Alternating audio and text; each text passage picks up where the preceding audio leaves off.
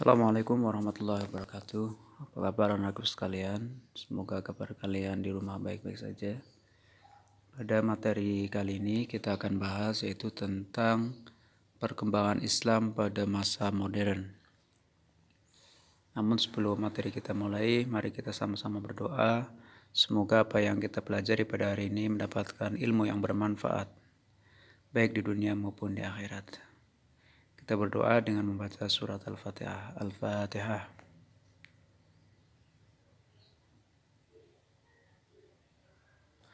Fatihah telah selesai, mari kita bahas yaitu tentang perkembangan Islam pada masa modern. Yang akan kita bahas itu nanti ada tiga ya, minimal ada tiga, yaitu sekilas tentang dunia Islam pada masa modern. Terus yang kedua adalah perkembangan ajaran Islam pada masa modern, perkembangan kebudayaan Islam pada masa modern.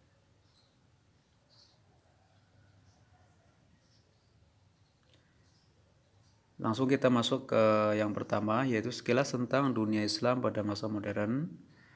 Masa pembaruan modern Islam adalah masa yang dimulai dari tahun 1800 Masehi sampai sekarang. Masa pembaruan ditandai dengan adanya kesadaran umat Islam terhadap kelemahan dirinya dan adanya dorongan untuk memperoleh kemajuan dalam berbagai bidang. Pada awal masa perbaruan, kondisi dunia Islam berada di bawah penetrasi kolonialisme. Baru pada abad ke-20 Masehi, dunia Islam bangkit memerdekakan negaranya dari penjajah bangsa Barat atau Eropa. Terus negara-negara Islam atau mayoritas penduduknya Muslim yang memerdekakan dirinya dari penjajah, yang pertama adalah Indonesia, merdeka pada tanggal 17 Agustus 1445. Yang kedua adalah Pakistan, merdeka pada tanggal 15 Agustus 1947. Terus yang ketiga adalah Mesir, merdeka dari Inggris pada tahun 1922, Irak merdeka dari Inggris pada tahun 1932. Terus yang berikut adalah Syria dan Lebanon merdeka dari Prancis pada tahun 1945. Negara-negara Afrika seperti Libya merdeka pada tahun 1951, Sudan dan Maroko yaitu pada tahun 1956, dan Aljazair yaitu pada tahun 1962. Negara-negara di Asia Tenggara yang merdeka dari jajahan Inggris adalah Malaysia yaitu pada tahun 1957, Brunei Darussalam pada tahun 1984. Sedangkan di Asia Tengah, negara yang merdeka dari Uni Soviet, Uzbekistan, Kyrgyzstan, Kazakhstan, Tajikistan, dan Azerbaijan. Bosnia merdeka dari Yugoslavia, yaitu pada tahun 1992. Yang selanjutnya adalah perkembangan ajaran Islam pada masa modern. Menjelang dan pada awal pembaruan, yaitu pada tahun 1800 Masehi, umat Islam berbagai negara telah menyimpang dari ajaran Islam yang bersumber dari Al-Quran dan hadis. Penyimpangan itu terdapat dalam hal yang pertama, ajaran Islam tentang ketauhidan telah bercampur dengan kemusyrikan. Yang kedua adalah adanya kelompok umat Islam yang hanya mementingkan urusan akhirat dan mengabaikan urusan dunia. Jadi hanya akhirat yang dipikirkan ya, sedangkan kita perlu yang namanya kehidupan dunia. Lah, dari situlah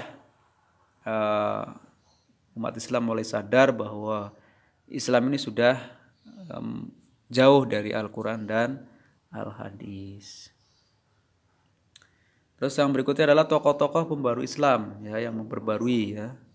Yang pertama adalah Muhammad bin Abdul Wahab, yaitu pada tahun 1000 1115 sampai 1201 Hijriah. Di antara bukunya yang berjudul Kitab At-Tauhid yang isinya tentang pemberantasan syirik, khurafat, tahayul, dan bid'ah yang terdapat di kalangan umat Islam.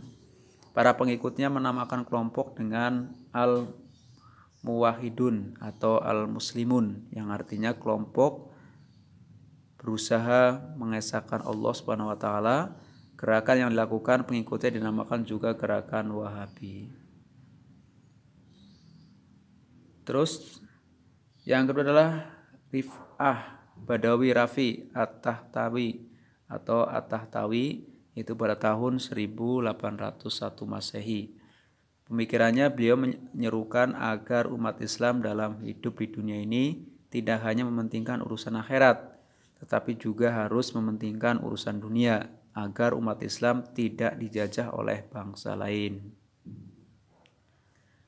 Terus yang ketiga adalah Jamaluddin Al-Afghani, yaitu pada tahun 1338 Masehi sampai 1897 Masehi.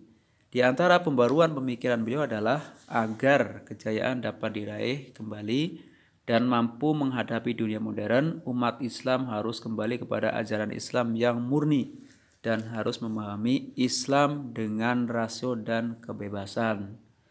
Terus yang kedua adalah kaum wanita agar meraih kemajuan dan bekerja sama dengan pria untuk mewujudkan masyarakat Islam yang dinamis dan maju. Terus kepemimpinan otokrasi hendaknya diubah menjadi demokrasi. Menurut pendapatnya, Islam menghendaki pemerintahan republik yang di dalamnya terdapat kebebasan mengemukakan pendapat dan kewajiban negara untuk tunduk kepada undang-undang. Terus yang berikutnya adalah ajaran tentang Islamisme, yakni persatuan dan kerjasama seluruh umat Islam. Karena persatuan dan kerjasama seluruh umat Islam sangat penting dan di atas segala-galanya. Yang berikutnya adalah tokoh-tokoh pembaru Islam yang lain. Yang pertama adalah Muhammad Abdul di Mesir, ya, yaitu pada tahun 1849 sampai 1905 Masehi. Yang kedua adalah Muhammad Rashid Ridho, yaitu pada tahun 1865 sampai 1935. Terus yang berikutnya adalah Muhammad Iqbal dari Pakistan pada tahun 1876 sampai 1938. Terus Syed Ahmad Khan di India, yaitu pada tahun 1817 sampai 1898 Masehi. Yang berikutnya adalah perkembangan umat Islam di dunia berdasarkan data penduduk tahun 1990 Masehi. Negara-negara yang penduduk muslimnya lebih dari 90% adalah Mauritania, ya, terus Sahara Barat, Maroko, Aljazair, Tunisia, Libya, Mesir, Somalia, Turki, Irak, Yordania, Arab Saudi, Yaman, Oman, terus Qatar, Bahrain, Iran, Afghanistan, dan Pakistan. Sedangkan negara yang jumlah umat Islam mencapai 50 sampai 90% adalah Tanzania, Turkmenistan, Uzbekistan, Kyrgyzstan, Pakistan, Bangladesh, Malaysia, Singapura, Indonesia termasuk, ya, yaitu penduduk Islam mencapai 50 sampai 90%. Terus Brunei dan Kepulauan Manado. Negara-negara yang umat Islamnya 10 sampai 15% antara lain seperti Guinea, Albania, Suriah, India, Cina, dan Myanmar. Yang berikutnya adalah organisasi Islam dunia, ya, Rabitah Al-Alam Al-Islami Muslim World, ya, Liga Dunia Islam, bulan Zulhijjah tahun 1381 Hijriah. Liga Dunia Islam berkantor pusat di Mekah, Saudi Arabia, sedangkan kantor perwakilannya tersebar di seluruh dunia seperti Indonesia, Amerika, Kanada, Denmark, Malaysia, dan Prancis.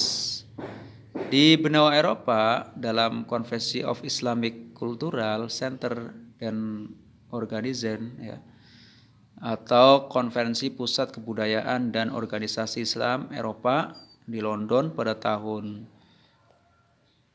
pada bulan Mei 1973 dengan diprakarsai oleh Sekretariat Islam di Jeddah, telah didirikan Dewan Islam Eropa yang bertujuan untuk mengorganisir dan memajukan usaha-usaha dakwah Islamiyah.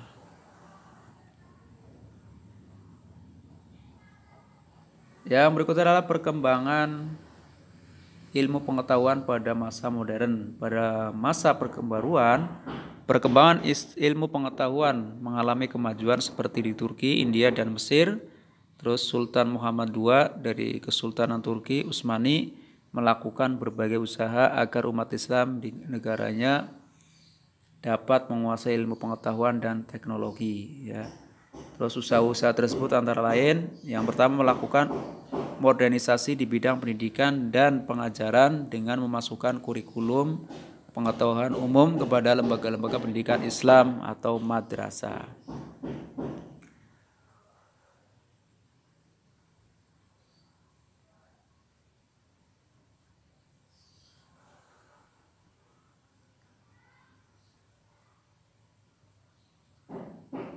Terus yang berikutnya adalah perkembangan kebudayaan Islam pada masa modern, yaitu arsitektur, ya.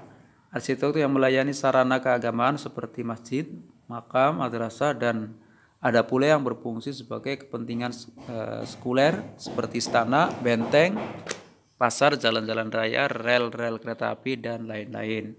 Yang kedua adalah sastra, ya. Banyaklah lahir sastrawan muslim seperti Muhammad Iqbal, terus Mustafa Lutfi, dan lain-lain, ya. Nah, itu. Terus yang berikutnya adalah kaligrafi. Kaligrafi adalah seni tulis indah yang murni dilahirkan oleh orang Islam berdasarkan biasanya untuk menulis ayat-ayat Al-Quran, ya. Ada bermacam-macam gaya seni kaligrafi seperti diwani ulama, musalsil, raihani, sulus, ya. Demikianlah pembahasan pada hari ini. Apabila banyak kesalahan, saya mohon maaf. Dan saya ingatkan untuk mengisi daftar hadir di kolom komentar dan berikan kesimpulan. Saya akhiri. Assalamualaikum warahmatullahi wabarakatuh.